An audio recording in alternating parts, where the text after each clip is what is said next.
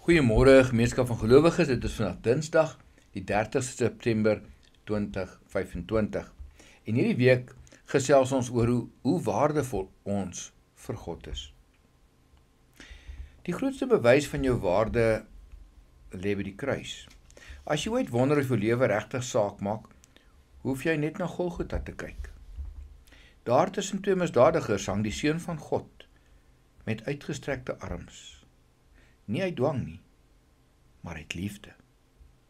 Johannes 3 vers 16 stel dit so eenvoudig en tog so diep. Want so lief het God die wêreld gehaat, dat hy sy eniggebore Seun gegee het, sodat elkeen wat in hom glo, nie verlore sal gaan nie, maar die ewige lewe sal hê. Let op die woorde in hierdie vers van so lief en gegee. God se liefde is nie net 'n gevoel of mooi woorde nie. Dis 'n daad. Hy het sy Seun gegee. Dit beteken hy het homself laat seermaak, verneder en kruisig. Alles om vir jou en my die pad oop te maak na hom toe. En God het nie net vir die groot mense of die goed genoeg mense gekom nie. Hy het nie net gekom vir die heiliges, die profete of die kerkleiers nie. Hy het gekom vir elkeen. Vir die vrou by die put wat deur haar dorpie verstoot was in Johannes 4. Vir Saggeus, onthou jy die een wat in die boom geklim het, die korrupte belastinggader wat niemand wou ken nie in Lukas 19. Vir die misdadiger wat langs Jesus gekruisig is en wat met sy laaste asem snakkend nog die woorde kon fluister, Here, dink aan my, in Lukas 23. En hy het gekom vir jou ook. Jesus se offer wys dat jou lewe vir God meer werd is as enigiets anders.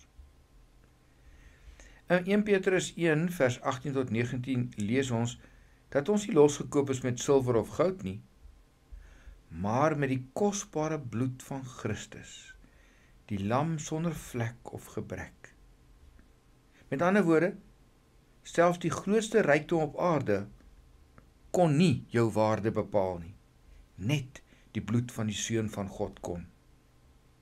En wanneer jy dus twyfel of jy waardevol is, kyk na die kruis.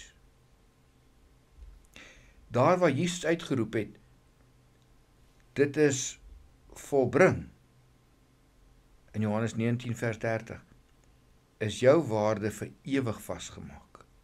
Want daar wys God, jou skuld is betaal. Jou sondes is vergewe.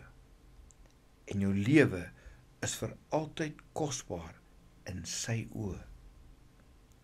Eintlik is die kruis God se liefdesbrief aan jou.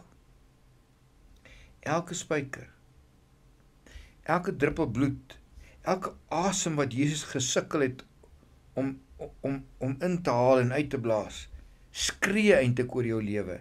Jy is vir my kosbaar. En daarom kan Paulus sê in Romeine 8 vers 38 en 39, dat niks ons van liefde van Christus kan skei nie. Nie dood of lewe, engele of magte, teenswoordige of toekomstige dinge nie. Jou waarde is vasgemaak in die ewige, lewende Jesus Christus, wat vir jou aan die kruis gesterf het. Jy is waardevol. Dankie Here, dat ek mag weet, dat ek waardevol vir U is.